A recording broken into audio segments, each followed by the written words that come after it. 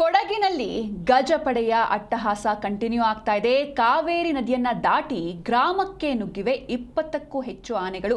ಸಿದ್ದಾಪುರದ ಗುಹ್ಯ ಗ್ರಾಮದಲ್ಲಿ ಕಾಡಾನೆಗಳ ಹಿಂಡು ಪ್ರತ್ಯಕ್ಷವಾಗಿದ್ವು.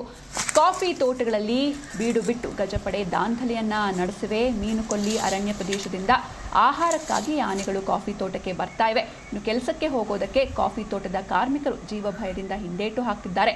ಆನೆಗಳ ಹಾವಳಿಯನ್ನ ತಡೆಯೋದ್ರಲ್ಲಿ ಅರಣ್ಯ ಇಲಾಖೆ ಫೇಲ್ ಆಗಿದೆ. ಹೀಗಾಗಿ ಅರಣ್ಯ ಇಲಾಖೆಯ ಅಧಿಕಾರಿಗಳ ವಿರುದ್ಧ ಸ್ಥಳೀಯರು ತಮ್ಮ ಆಕ್ರೋಶವನ್ನು ಹೊರಹಾಕ್ತಿದ್ದಾರೆ.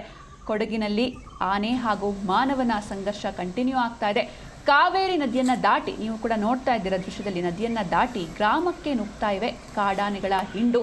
ಮೀನುಕೊಲ್ಲಿ ಅರಣ್ಯ ಪ್ರದೇಶದಿಂದ ಆಹಾರವನ್ನು ಅರಸಿ ಬರ್ತಾ ಇವೆ ಕಾಡಾನೆಗಳು.